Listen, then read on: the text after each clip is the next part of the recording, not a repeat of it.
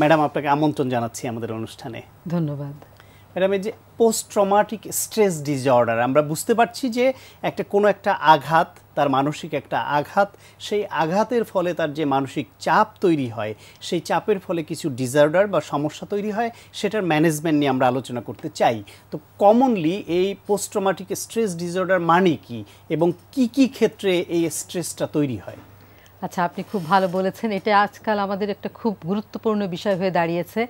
আমরা জানি যে স্ট্রেস মানে চাপ অনেক রকমের আছে, এবং পোস্ট ট্রমাটিক স্ট্রেস ডিসঅর্ডার এই চাপটা এক্সট্রা অর্ডিনারি স্ট্রেস। সাধারণ জীবনে যে চাপগুলো ঘটে, যেমন পরীক্ষা খারাপ করা কিংবা প্রেমে ব্যর্থতা কিংবা বেকারত্ব, এগুলোর থেকে এই পোস্ট ট্রমাটিক স্ট্রেস ডিসঅর্ডারের চাপ ভিন্ন রকমের। যেমন আমরা বলি যে ম্যানমেড ডিজাস্টার কিংবা ক্যালামিটি, ন্যাচারাল ক্যালামিটি যদি হয়, যেমন আমরা দেখেছি যে রানা প্লাজা যে আমাদের ধ্বংসস্তূপ হলো, ভেঙে পড়লো, সেখানে যে অনেক মানুষ যে এই চাপের মধ্যে পড়লো, তাদের যে অনেক ক্ষতিগ্রস্ত হলো, কিংবা কোনো সাইক্লোন কিংবা সিডোর কিংবা আর্থকোয়েক, এই যে বড় অগ্নিকাণ্ড, কিংবা যদি একজন মানুষ যেমন রেপ কিংবা কোনো মেয়ে অ্যাসিড বার্ন হলো, রেপড হলো, এই চাপগুলো, এই স্ট্রেসগুলো কিন্তু এক্সট্রা অর্ডিনারি স্ট্রেস। এবং এই স্ট্রেসের ফলে আমাদের যে স্ট্রেস রিলেটেড ডিসঅর্ডার হয়, চাপজনিত যে সমস্যা হয়, সেগুলোকে আমরা বলি অ্যাকুট স্ট্রেস ডিসঅর্ডার অথবা পোস্ট ট্রমাটিক স্ট্রেস ডিসঅর্ডার। এই যে আপনি বলছিলেন যে ঘটনাগুলি, এটা মাস পিপল বা অনেক সংখ্যক মানুষও ভিকটিম হতে পারে, আবার ইন্ডিভিজুয়ালও একজন ভিকটিম হতে পারে, যেটা আপনি ধর্ষণের ক্ষেত্রে বলছেন। তো এই ক্ষেত্রে একজন ভিকটিম, ধরেন তাজরিন বলেন কিংবা রানা প্লাজা বলেন কিংবা কোনো একটা বস্তিতে যে বিশাল এরিয়া জুড়ে আগুন লেগে যায়, এদের মধ্যে সবার তো সমস্যা হয় না বা ডিসঅর্ডার হয় না, কারো কারো হয়। এই ডিসঅর্ডার হলে কি ধরনের প্রবলেম হয় এবং সেটা বোঝার উপায় কি? এই ডিসঅর্ডারগুলো হলে মানুষজন খুব আতঙ্কগ্রস্ত থাকে। একজন মানুষের মধ্যে যখন আমরা এই অসুখটা দেখতে পাই, তখন দেখি সে তার মধ্যে একটা ইন্ট্রুসিভ জিনিস হচ্ছে, মানে সবসময় সে তার মনের মধ্যে ফ্ল্যাশব্যাক হচ্ছে, বুঝি এই ঘটনাটা এখনও আমার সাথে ঘটছে, কিংবা তার দুঃস্বপ্ন দেখে, কিংবা তার মনে হয় যে আমার সঙ্গে এগুলো ঘটছে, মেমোরিতে আসে, সে সবসময় একটা আতঙ্কগ্রস্ত, ভীতিগ্রস্ত থাকে। অল্পতেই সে চমকে ওঠে, তার মধ্যে ফিজিওলজিক্যাল রিয়াকশন, খুব সোয়েটিং কিংবা অন্য কিছু দেখা যায়, এবং সেই সাথে দেখা যায় যে সে অ্যাভয়েড করছে সেই সিচুয়েশনটাকে যেখানে তার এই দুর্ঘটনাটা ঘটলো। যেমন একটা মেয়ের হয়তো লিফটে রেপড হয়েছিল, সে লিফট অ্যাভয়েড করবে, কিংবা রানা প্লাজায় যে ধ্বংসস্তূপ যে মধ্যে যে ছিল, সে ওই রানা প্লাজা কিংবা কোনো বিল্ডিংয়ের কাছে যেতে সে ভয় পাবে। এরকম অনেক অ্যাভয়েডেন্স সিমটমসও হয়। আর একটা খুব গুরুত্বপূর্ণ বিষয় আছে যে তাদের কিন্তু মেমোরি লস হয়, মানে ওই যে সময়টা কি ঘটেছিল, কিংবা রেপ করার সময় রেপিস্ট কি করেছিল, কি জামা পরেছিল, সেটাও দেখা যায় যে অনেক সময় ভুলে যাচ্ছে। এই জন্য কিন্তু মেমোরি লসটাও কিন্তু এই সময় আমরা দেখি, আমরা বলি ফ্র্যাগমেন্টেড মেমোরি, কিছু বলতে পারছে, কিছু বলতে পারছে না।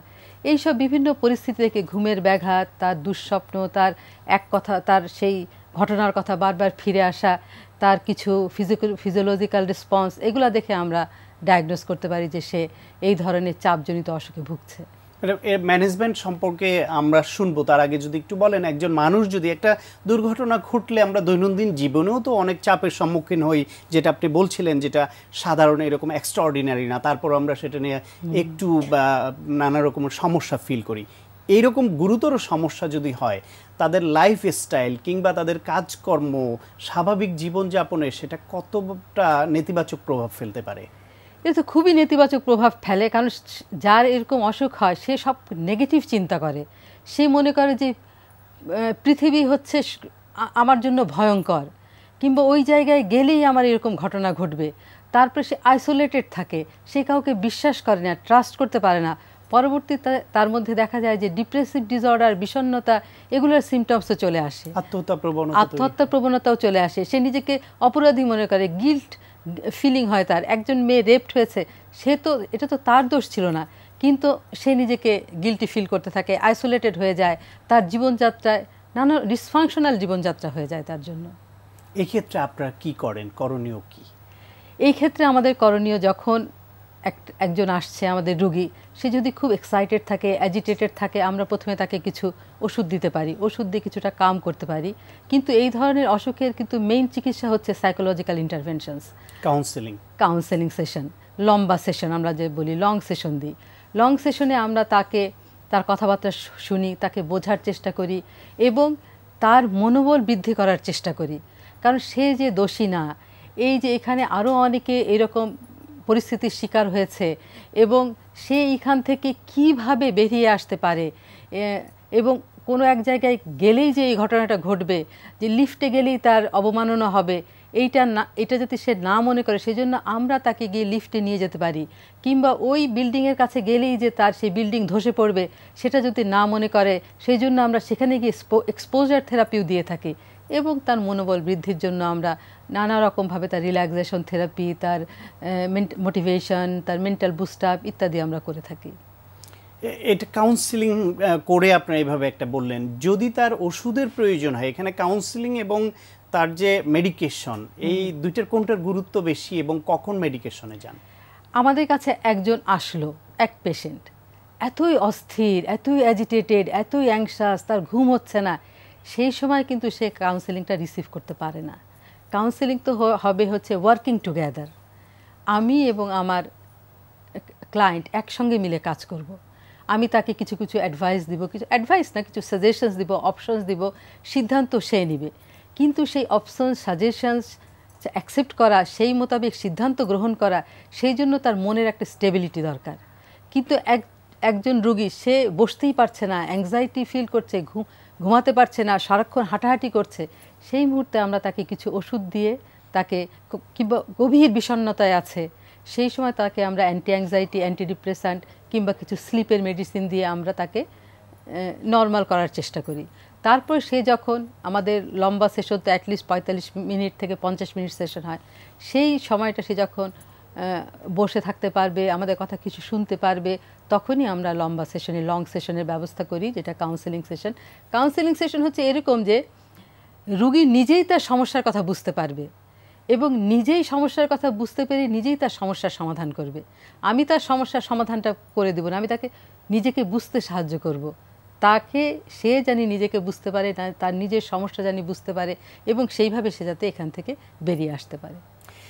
একজন মানুষ যখন এরকম স্ট্রেস ডিসঅর্ডারের মধ্যে, পোস্ট ট্রমাটিক স্ট্রেস ডিসঅর্ডারে আক্রান্ত হন, এর মধ্যে অনেকে সচেতনতার অভাবে, যেমন ধরেন এই যে তাজরিন ফ্যাশন কিংবা ওই যে রানা প্লাজা, গার্মেন্টস কর্মীরা, খুব সাধারণ শ্রেণীর যারা ভিকটিম হন, তারা অনেকে বোঝেনও না যে এখানে সাইকিয়াট্রিস্ট বা সাইকোলজিস্টের কাছে যেতে হবে। আবার অনেকে যারা ধর্ষণের শিকার হন, তারা লজ্জায় হোক, বিভিন্ন কারণে হোক, এক্সপোজড হতে চান না বা যেতে চান না। সেই ক্ষেত্রে তারা যাতে আসেন, সেই বিষয়ে আপনার পরামর্শ কি? এটা আমি বলতে পারি, আমি একটা এনজিওর সঙ্গে একবার কাজ করেছিলাম, রানা প্লাজা, যারা ক্ষতিগ্রস্ত ব্যক্তি তাদের সঙ্গে। সেখানে আমি একসঙ্গে অনেকের সাথে কাজ করার সুযোগ পেয়েছিলাম, অনেক ক্ষতিগ্রস্ত ব্যক্তি, এবং তাদের মধ্যে আমি দেখেছিলাম অনেক দিন পরেও তাদের মধ্যে পোস্ট ট্রমাটিক স্ট্রেস ডিসঅর্ডারের সিমটমগুলো রয়ে গিয়েছে। তখন আমি কি করলাম, আমি তো রিসার্চ করলাম সেই প্রজেক্টে, এবং তখন আমি কি করলাম, তাদেরকে নিয়ে গ্রুপে বসলাম। গ্রুপে বসলে একটা জিনিস ভালো হয় যে তারা মনে করে যে আমি একাই না, আমার সঙ্গে আরও অনেকে আছে, এই সমস্যার মধ্যে আছে, এই নৌকার মধ্যে আমিও আছি, আমার জাহাজের মধ্যে আমিও আছি, আরও অনেকে আছে, তাই না? এই জন্য আমাদের মনে হয় যে আমরা ফেলো ফিলিংস, বিলঙ্গিংনেস থাকে, সেটাতে একটা সুবিধা হয় যে আমি যখন একই সঙ্গে তাদেরকে সাজেশনস দিলাম, একই রকমের তারা সমস্যার মধ্যে পড়েছে, এবং আমরা তাদেরকে রিল্যাক্সেশন থেরাপিও দিই। রিল্যাক্স করা, আমরা ডিপ ব্রিদিং, মাস্কুলার রিল্যাক্সেশন কিংবা কিছু ইমেজারি দিয়ে, কিছু সুন্দর কল্পনা দিয়ে আমরা তাকে রিল্যাক্স করার চেষ্টা করি। এবং সেখানে আমি দেখেছি যে ওষুধ এবং এই যে গ্রুপ থেরাপির মাধ্যমে আমি কিন্তু বেশ উপকার পেয়েছি, ভালো রেজাল্ট পেয়েছি। ম্যাডাম, আপনাকে অনেক ধন্যবাদ। আমরা আশা করছি এরকম যারা ভিকটিম হয়েছেন আনফরচুনেটলি, তারা এরকম চিকিৎসার মাধ্যমে স্বাভাবিক জীবনে ফেরত আসবেন, এই প্রত্যাশা। আপনাকে আবারও ধন্যবাদ। ধন্যবাদ।